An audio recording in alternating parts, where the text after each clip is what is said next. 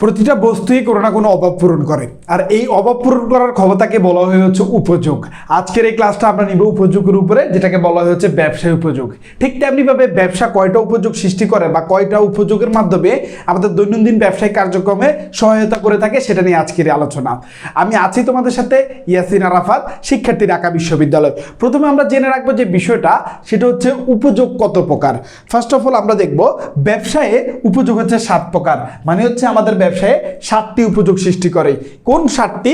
প্রথমে যদি তুমি একটু খেয়াল করো, রূপগত উপযোগ, ঠিক আছে, রূপগত উপযোগ, ব্যক্তিগত উপযোগ, অর্থগত উপযোগ, ঝুঁকিগত উপযোগ, স্থানগত উপযোগ, কালগত, প্রচারগত। এখন এই যে উপযোগগুলো সৃষ্টি করে, এগুলা হচ্ছে আমরা কিভাবে দূর করব, এগুলোর মাধ্যমে আমাদের ব্যবসায়িক কার্যক্রমটা কিভাবে সচল হয়, সেটা নিয়ে আমরা পরবর্তী আলোচনায় যাব। প্রথমত একটু যদি তুমি খেয়াল করে দেখো, এইখান থেকে ঢাকা বিশ্ববিদ্যালয়ে তোমার প্রশ্ন কেমন আসবে। আমরা শুধু পড়াই না, আমরা তোমাদেরকে টেকনিক্সও বলে দিই, যেগুলো তুমি ফলো করলে ঢাকা বিশ্ববিদ্যালয় শুধু তোমার জন্য পানি হয়ে যাবে। প্রথমত খেয়াল করে রাখো, এখান থেকে তোমার যেমন প্রশ্ন আসতে পারে, বলা হইতে পারে যে ব্যবসায়ের উপযোগ কয়টি, ঠিক আছে, ব্যবসায়ের উপযোগ কয়টি, তোমাকে দেওয়া হবে 6, 7, 8, 9 এবং বলা হবে যে কোনোটিই নয়। ঠিক আছে, তুমি কোনটা খুঁজে নিবা? মনে রাখবা ব্যবসায়ের উপযোগ 7টি, ঠিক আছে, এই 7টি জেনে নিবা। তাহলে কি শেষ? এখান থেকে আর প্রশ্ন আসবে না? না, এখান থেকে আরো প্রশ্ন আসবে। কেমন প্রশ্ন আসবে ভাই একটু বলে দেন। তোমার এই যে নামগুলো, এগুলো হচ্ছে ফুললি মুখস্থ করতে হবে যে কোন 7 প্রকার। তোমাকে এখানে বলবে নিচের কোনটি ব্যবসায়ের উপযোগ, নিচের কোনটি ব্যবসায়ের উপযোগ। তার মানে প্রশ্ন এমসিকিউর উত্তরগুলো কি থাকবে, এইখান থেকে মাত্র একটা উত্তর সঠিক থাকবে, বাকি 3টা উত্তর বাইরে থেকে দিবে। মানে ভুল উত্তর থাকবে 3টা, সঠিক উত্তর থাকবে একটা। তখন তোমাকে কি করতে হবে? এই সবগুলোকে মুখস্থ করতে হবে। অলরাইট, এই সবগুলোকে মুখস্থ করলে তুমি খুব ক্লিয়ারলি উত্তরটা দিতে পারবা। এবং এটাই শেষ ভাই। এখান থেকে আর কেমন প্রশ্ন আসবে? এখান থেকে আরেকটা প্রশ্ন আসবে, তোমাকে বলবে যে নিচের কোনটি ব্যবসায়ের উপযোগ নয়। ঠিক আছে, ব্যবসায়ের উপযোগ নয় কোনটি? তখন কি হবে? 3টে উত্তর সঠিক দিবে, এইখান থেকে 3টে উত্তর দিবে, বাইরে থেকে একটা দিবে যেটা ব্যবসায়ের উপযোগ নয়। তখন তুমি সেটাকে টিক চিহ্ন দিতে হবে। অলরাইট, তাহলে আমরা বুঝতে পারলাম এখান থেকে 3 রকমের প্রশ্ন আসতে পারে। আমরা এইখানে যে বিষয়টা আছে সেটা ফুললি মুখস্থ করতে হবে।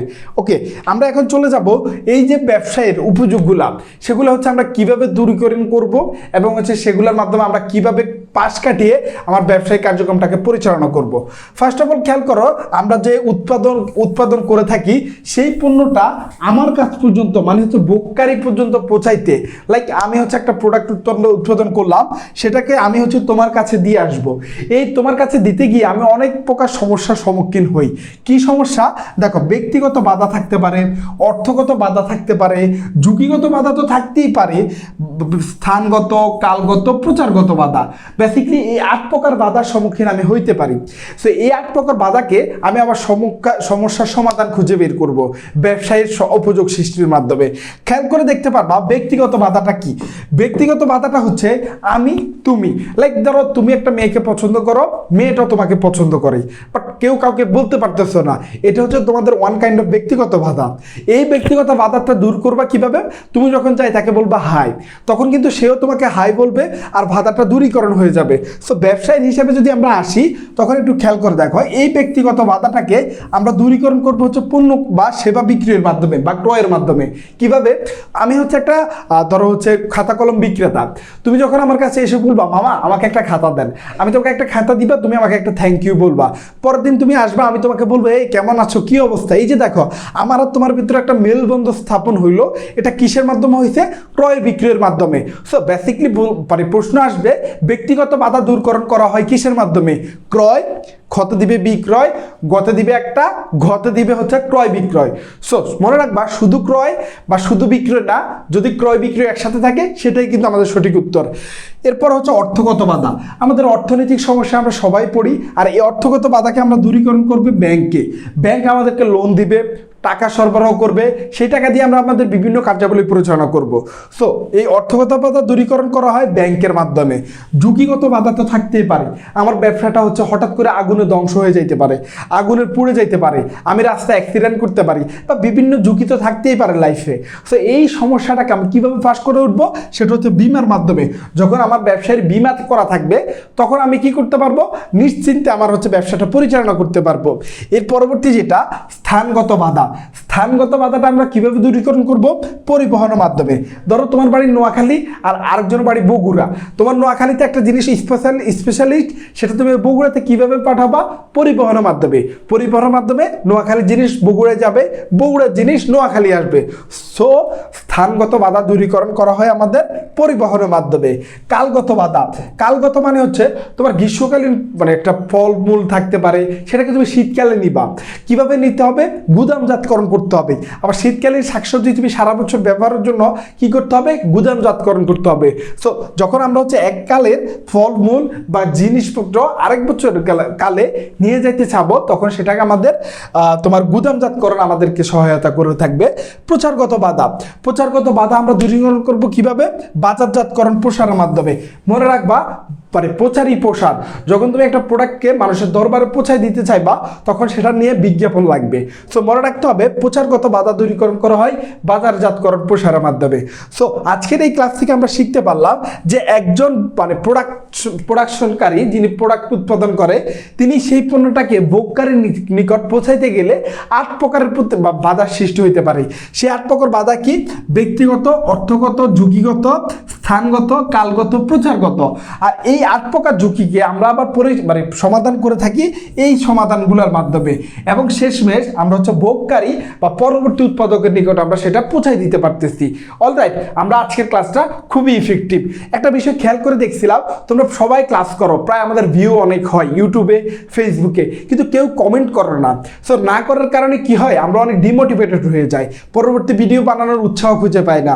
সো আজকে থেকে তোমরা যারাই ভিডিও দেখবা, লাইক এবং একটা করে কমেন্ট করে যাবা, যেহেতু আমরা তোমাদের জন্য সেবা দিয়ে যাচ্ছি, তোমরা আমাদের সাথে থাকতে হবে। এবং মনে রাখতে হবে ঢাকা বিশ্ববিদ্যালয় কঠিন নয়, প্রস্তুতি যদি গোছানো হয়। সেই প্রস্তুতিকে গোছানোর জন্য আমরা ঢাকা বিশ্ববিদ্যালয়ের একজ্যাক্ট মেধাবী শিক্ষার্থী তোমার জন্য একটা কোর্স নিয়ে আসছি। কোর্সের নাম হচ্ছে সি ইউনিটের ক্রাশ কোর্স। এই ক্রাশ কোর্সটা কি থাকবে? বাংলার উপরে 20টা করে ক্লাস, ইংরেজির উপর 20টা, হিসাব বিজ্ঞানের উপর 20টা, ম্যানেজমেন্ট, ফাইন্যান্স, মার্কেটিংয়ের উপরে 15টা করে ক্লাস থাকবে। শুধু ক্লাস না ভাই, ক্লাস পর্যন্ত না, তোমাকে হচ্ছে প্র্যাকটিস শিট দিবে। মানে তোমাকে আমি প্রথম ক্লাস পড়ালাম ধরো ধ্বনির উপরে বা ধরো হচ্ছে লেনদেনের উপরে, তুমি বুঝলা ক্লাসটা ভালো করে, তোমার প্র্যাকটিস দরকার না, কারণ we know that practice makes a man perfect. যখন তুমি ভালো প্র্যাকটিস করবা, তখন তোমার জন্য সেটা সহজ হয়ে যাবে। সো এই প্র্যাকটিস শিটটা তুমি হচ্ছে প্র্যাকটিস করতে পারবা, বা এখানে প্রায় 200-র উপরে প্রশ্ন থাকবে, যেগুলো তুমি সলভ করবা। এই ক্লাসের পিডিএফ এবং হচ্ছে প্র্যাকটিস শিটের পিডিএফ তোমাকে দিয়ে দেওয়া হবে, এক্সাম নেওয়া হবে। প্রত্যেকটা ক্লাসের পরে তোমাকে গুগল ফর্মে পরীক্ষা নিব আমরা, তুমি ওই ক্লাস কতটুকু বুঝছো প্র্যাকটিস করার পরেও সেটা আমরা আবার যাচাই করবো, এবং সেখানে তোমার মার্কিং সিস্টেম থাকবে, ফাইনাল মডেল টেস্ট থাকবে আবার 20টা। মানে আমাদের পুরো এই কোর্স 3 মাস ব্যাপী কোর্স, এটা শেষ হওয়ার পরে তোমাকে আমরা আবার ফাইনাল মডেল টেস্ট নিব 20টা, যেখানে তুমি নিজেকে যাচাই করতে পারবা। এই কোর্সের ফি আমরা প্রথমে ধরছিলাম 6000 টাকা, পরবর্তীতে সর্বসকলের কথা চিন্তা করে আমরা কোর্স ফি রাখছি 3000 টাকা। ক্লাস কিন্তু অলরেডি আমাদের 28 ডিসেম্বর থেকে শুরু হয়ে যাবে। অলরেডি বলতে অলরেডি আমাদের অনেক স্টুডেন্ট ভর্তি হয়ে গেছে। 28 ডিসেম্বর থেকে আমাদের ক্লাস শুরু হয়ে যাবে।